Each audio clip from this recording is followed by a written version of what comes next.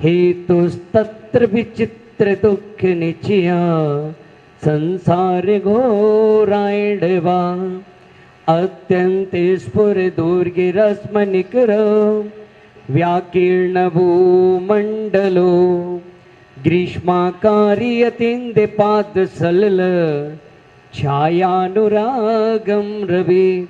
देवादिदेव शांतिनाथ भगवान की, शासन नायक भगवान महावीर, चारि चक्रवर्ती आचार्य शांति सागर जी महाराज की जय। संत श्रोमणी आचार्य धर्म सागर जी महाराज की जय। वात्सल रत्नाकर आचार्य विमल सागर जी महाराज की जय। मर्यादा शिष्योत्तम आचार्य भरत सागर जी महाराज की जय। राष्ट्र संत आचार्य श्री 108 विद्यानंद जी महाराज की जय। आचार्य श्री 108 सुत सागर जी महाराज की जय। प्रज्ञा सम मुनि श्री 108 अमित सागर जी महाराज की जय। गाद शांग जिनवाणी माता की जय। बोलिए परम पूज्य 108 श्री हनुमान सागर जी महाराज की, समस्त मुनि संघ की।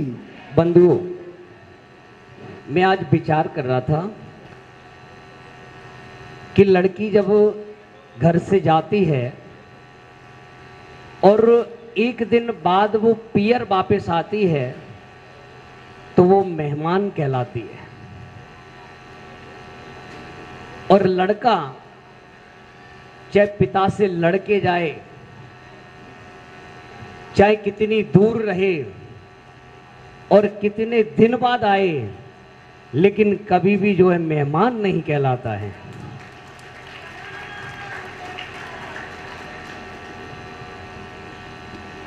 और ये गुरु तो वो होते हैं कि जिनका उपकार कभी चुकाया नहीं जा सकता। मैं तो कब से तरस रहा था कि गुरु चरणों में पहुंचूं, लेकिन अपने पुण्य में कुछ कमी थी, लेकिन वह सौभाग्य मिल ही गया।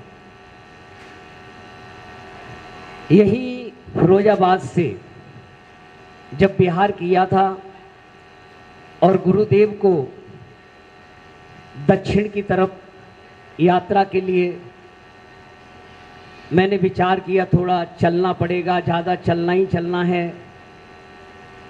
और गुरुदेव की कृपा से पूज्य आचार्य विद्यानंद जी महाराज के चरणों में खबर भेजी। कुंद कुंद भारती में ऐसे एंट्री नहीं मिलती है, लेकिन गुरुदेव की ही कृपा,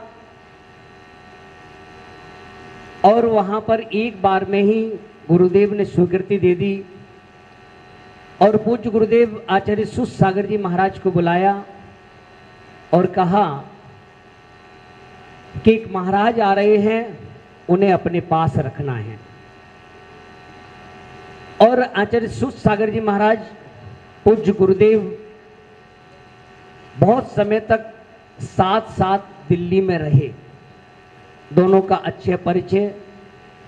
और हमने भी आचार्य सुत सागर जी महाराज जब दीक्षा होकर ऋषभ विहार पहुंचे तो वहां पर आचार्य विद्यानंद जी महाराज का जब जन्मदिन था तो वहां पर आचार्य सुत सागर जी महाराज आहारचर्या आचार्य सुत सागर जी महाराज की, पूज्य गुरुदेव की और हमारी सब तीनों साधु की एक साथ एक ही घर में हुई थी।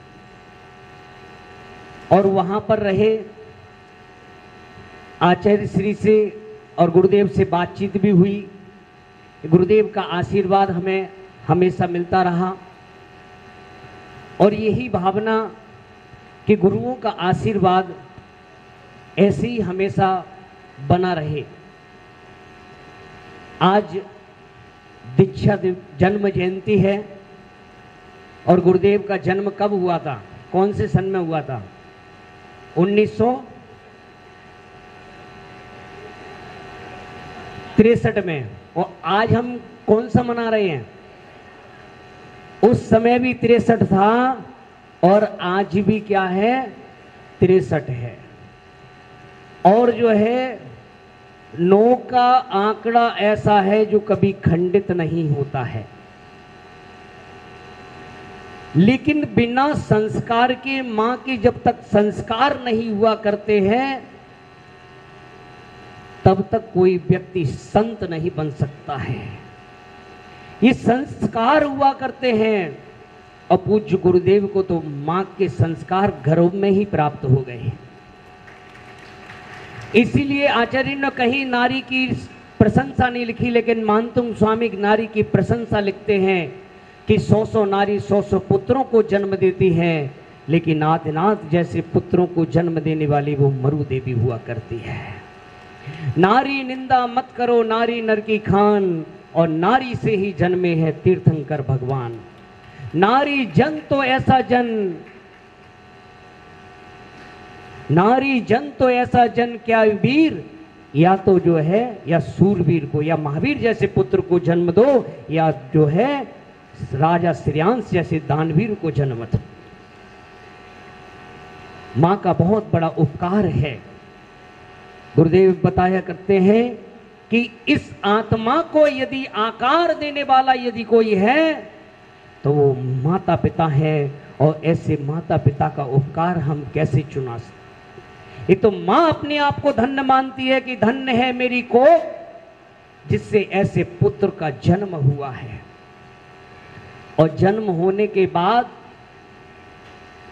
गुरुदेव का नाम क्या रखा गया? अजित, जिसको कोई जीत नहीं सकता है, और जिसने सबको जी कहा गया है। तीर्थंकर भगवान के जो नाम है, आजकल नाम रखते हैं टिल्लू बिल्लू गल्लू नाम रख लेते हैं, नाम का बहुत बड़ा फर्क।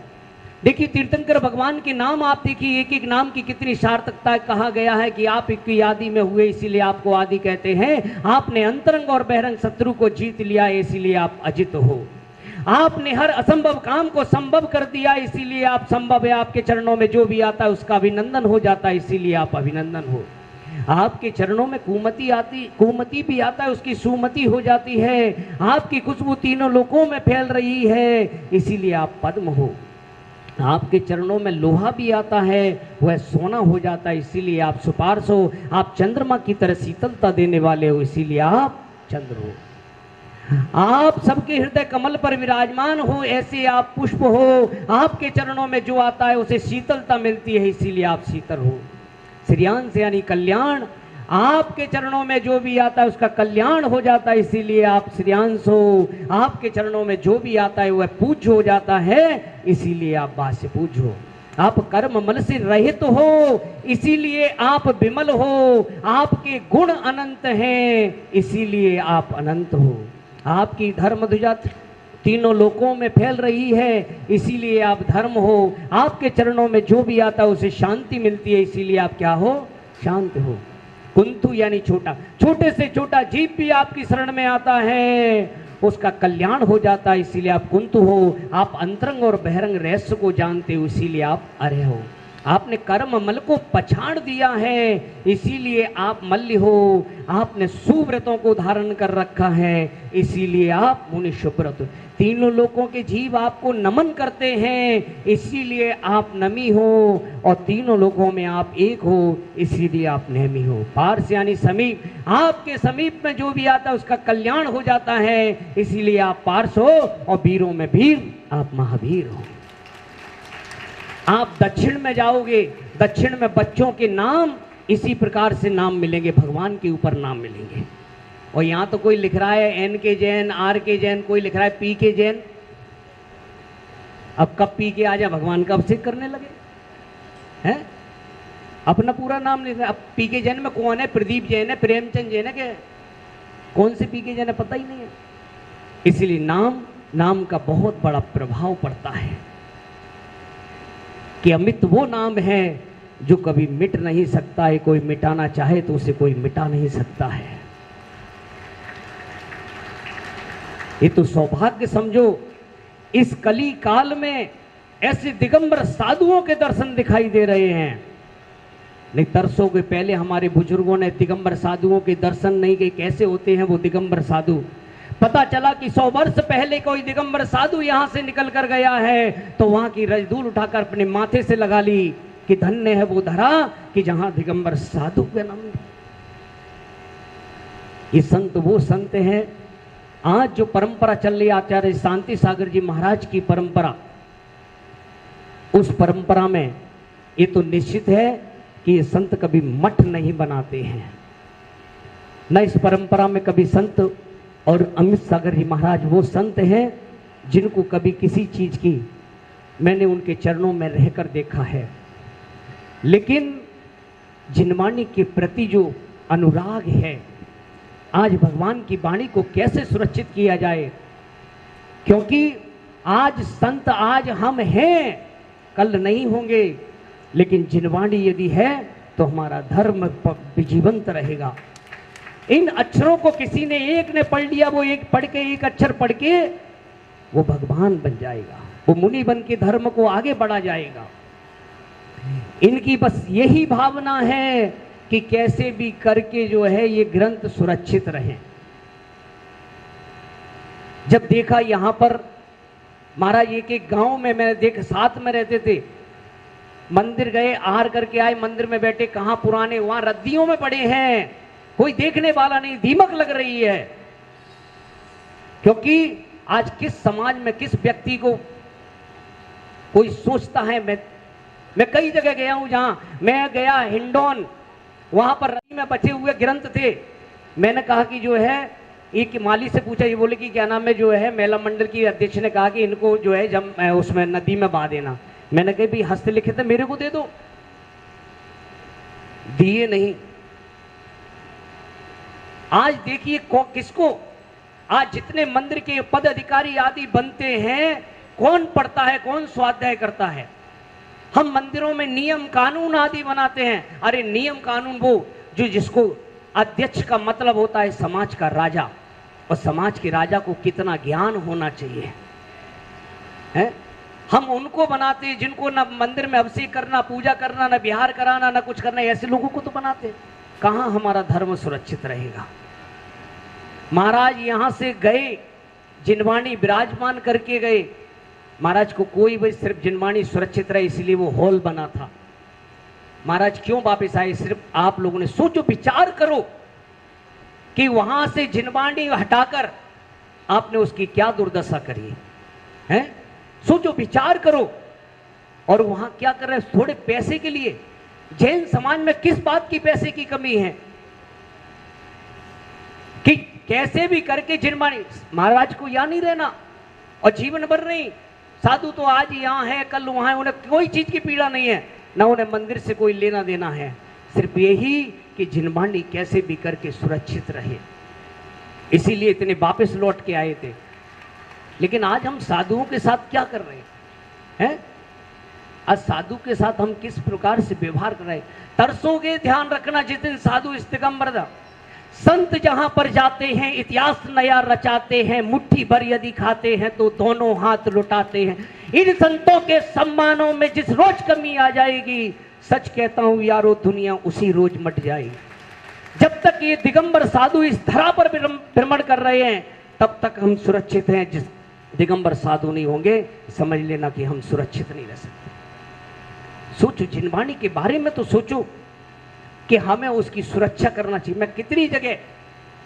मैं बहुत जगह गया हूं, वहां जिनवाणी की कोई दुर्दशाएं हो रही है, रत्तियों के भाव बिक रही हैं। जो आज देखिए, एक अकलंक देव आचार्य ने अपने एक भाई को सिर्फ जिनवाणी के लिए गमा दिया, धर्म के लिए गमा दिया। संतों को क्या करना, घर बार सब छोड़ कर आ गए। यहां छोड़ के कुछ बनाना थोड़ा हुए हैं। महाराज बिल्कुल निष्प्रह रहते हैं। आचार्य धर्म सागर जी महाराज को मैंने नहीं देखा, लेकिन लोगों के बारे में जब लोगों से सुनते हैं, लेकिन वही दृश्य हमने पूज्य गुरुदेव के दृश्य में देखा है। ये हमें बहुमान होना चाहिए कि ऐसे संत मिले हैं जो जिनवाणी के लिए आज शास्त्र छप रहे। महाराज देखो, कोई अपना ग्रंथ नहीं छपा रहे, कोई अपने नाम के लिए नहीं कर रहे। पुरानी जिनेंद्र भगवान की जो वाणी जो हमारे आचार्य ने लोग उसको क्या कर रहे हैं, सुरक्षित कर रहे हैं। कैसे भी करके जो है सुरक्षित रहे, अन्यथा ध्यान रखना। आज देखो कि हमारे हाथ से कितनी जिनवाणी चली गई, कुछ बची है और हमको उसकी जो है चिंता नहीं है। आज आप देखिए, आप हिसाब लगा लीजिए कि यहां फिरोजाबाद के अंदर 50 मंदिर हैं, 25,000 की जैन समाज है और 25,000 की जैन समाज के अंदर 50 मंदिरों का हिसाब लगा लीजिए कि 5,000 लोग प्रतिदिन मंदिर के अंदर दर्शन नहीं करते हैं, 20,000 लोग तो आते ही नहीं है। तुम क्या धर्म की रक्षा करोगे? कि धर्म ये साधु दिगंबर, यदि साधु दिगंबर साधु न हो तो दिगंबर जैन समाज दिखाई नहीं देगा कि दिगंबर जैन समाज कहां है। आज कहां दिगंबर जैन समाज में देखिए कि दिन पे दिन समाज जो है डाउन होती जा रही है। आज मंदिर में बच्चे नहीं आ रहे हैं और जब आने वाले समय में यदि पीढ़ियों को हमने संस्कार नहीं दिए तो समझ लेना कि हमारा धर्म नहीं बचेगा। आज आप देखिए कि आज बिल्कुल स्वतंत्र हैं, जितना मुगल शासन में नहीं हुआ उससे आज देख लीजिए आज सब कुछ स्वतंत्र, सब कुछ संपन्न आदि सब कुछ होते हुए भी आज हमारे मंदिरों पर कहीं ना कहीं कब्जा हो रहा है, जिनवाणियों को बदला जा रहा है। देखिए साधुओं के कहीं एक्सीडेंट हो रहा है, क्या कर रहे हैं? और कितना भी 2-4 दिन देखते दिगंबर जो है ना, 2-4 दिन उभरते फिर वहीं के वहीं आ जाते हैं। इस साधु को पीड़ा होती कैसे भी कि जिनेंद्र भगवान की वाणी हमारी सुरक्षित हो जाए। तो बंधु महाराज को कोई नहीं, ये आप लोगों का फर्ज बनता है, पूरे समाज का फर्ज बनता है कि हमें महाराज को कोई वो नहीं करना, ये आपको खुद विचार करना चाहिए कि हमारी जिनवाणी कैसे सुरक्षित हो, उसको हमें कैसे सुरक्षित करना है। क्योंकि जिनवाणी नहीं होगी तो हमारा धर्म नहीं चल सकता है, आगे ध्यान रख लेना। क्योंकि जब तक आज पता है क्या है, क्योंकि कोई कुछ बोल रहा है, कोई कुछ बोल रहा है, ये तो जिनवाणी है तो इसीलिए बचे हुए, नहीं तो पता नहीं कौन कौन कहाँ कहाँ पढ़ा जाएगा तुम्हें और कहाँ कहाँ जाके चक्कर लगाओगे। ध्यान रखना। आज देख लो कहाँ कहाँ घूम रहे हो, कोई जगह छोड़ते हो क्या? है जहाँ गए वहीं मत्था टेक दिया, वहीं कर दिया, किसी को बना लिया है। आज ऐसे दिगंबर सच्चे साधु मिल रहे हैं, इससे बड़ा क्या इस दुनिया का आश्चर्य होगा? है इससे बड़ा क्या आश्चर्य होगा? आज सर्दी गर्मी आदि जो है वही चर्या का पालन करने वाले भगवान आदिनाथ से लेकर भगवान महावीर के शासन तक वही चर्या का पालन करने वाले ऐसे दिगंबर साधु दिखाई दे रहे। मैं अपने आप को बड़ा सौभाग्यशाली मानता हूं कि मैंने इस मुद्रा को धारण किया। नहीं पता नहीं कहाँ भटकता होता, कहाँ वो है।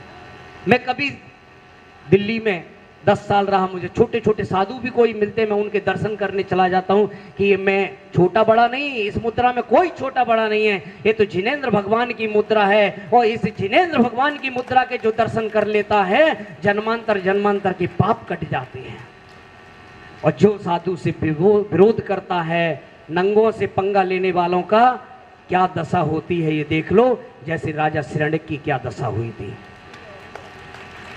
दिगंबर साधु से यदि कोई अपशब्द बोलता है, दिगंबर साधु के यदि विरुद्ध बोलता है, वही व्यक्ति बोलता है जिसे अपना बर्बाद होना है। हम सेवा भक्ति नहीं कर सकते कोई बात नहीं, लेकिन कभी भी दिगंबर साधु से अपशब्द उनके विरुद्ध उनको कोई किसी प्रकार की पीड़ा ना हो, ऐसा कभी कार्य मत कर लेना, नहीं कोई बचाने वाला नहीं होगा। ध्यान रख लेना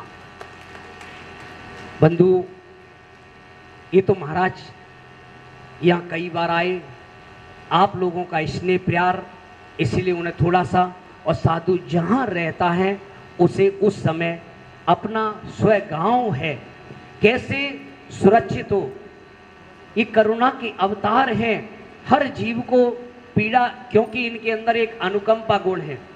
महाराज के साथ में तो एक महाराज भी थे, अनुकंपा सागर जी महाराज, और अनुकंपा गुण एक ऐसा गुण है जो किसी को दुखी नहीं देख सकता है।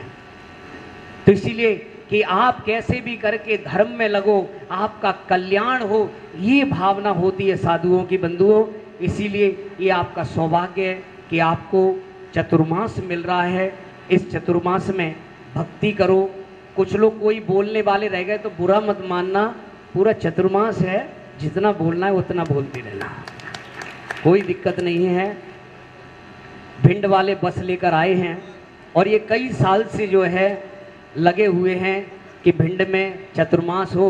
और पिछले वर्ष भी भिंड के लिए बिहार किया था, पर गर्मी आदि का थोड़ा मौसम स्वास्थ्य थोड़ा हो गया तो नहीं हुआ।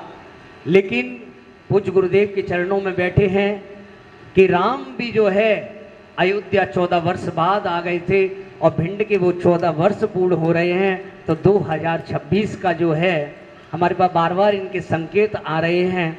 तो पूज्य गुरुदेव के चरण, ये छोटे छोटे बच्चे थे आज बड़े बड़े हो गए हैं, कि गुरुदेव के चरण उस धरा पर, वह धरा प्यासी धरा है। और वैसे भिंड वालों का ये सौभाग्य है कि आपको 12 महीना किसी क्षेत्र पे कोई साधु हो या नहीं हो, किसी साधु के यदि दर्शन करना है तो आप भिंड चले जाना, 12 महीना साधु मिलते हैं। हर वर्ष चतुर्मास हुआ करता है, ये पुण्य है। और कोई भी साधु आ जाए, चाहे कैसा भी साधु है, ये मत सोचो कि ज्ञान है कोई भी, सिर्फ इस मुद्रा को देख लेना, इस मुद्रा की जो भक्ति करेगा उसका कल्याण हो जाएगा। तो ये है कि भिंड वाले आए हैं, निराशा नहीं, कि 2026 का पूज्य गुरुदेव का ये 26 तारीख का और जो 64वां जो दीक्षा जन्म जयंती मने, तो भिंड वालों की इतनी भक्ति हो कि जो कहाँ भिंड में जाके मने। और जब ये मन जाएगा तो फिर तो मिल ही जाएगा चतुर्मास की संभावित गुरुदेव के चरण जरूर पड़ेंगे।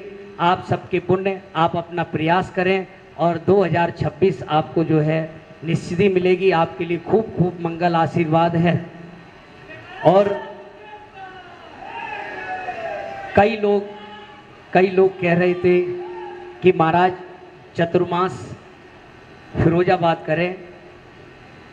हम भी गुरुदेव के चरणों में रहना चाहते हैं, लेकिन कुछ वचनबद्ध होते हैं, संभावित है फिर भी, लेकिन वहाँ पर क्षेत्र पर समाज आदि नहीं है, कई गांव की समाज है, उन लोगों ने सूचना आदि सब जगह कर दी है, तैयारी भी आदि कर दी है। तो इसीलिए जो है पूज्य गुरुदेव के आशीर्वाद से ही कंपिल क्षेत्र की ओर बिहार करना है, कि यदि पहले कोई संकेत होता तो आगे उनको संकेत नहीं करते, लेकिन अब उनको संकेत कर चुके हैं। तो इसीलिए आगे का आगे देखेंगे, जैसा गुरुदेव का आशीर्वाद मिलेगा। गुरुदेव कहते हैं भव्यों के भाग्य से पंच परमेष्ठी के चरण रुक जाते हैं, जहाँ भव्यों का भाग्य होगा वही सब कुछ होगा।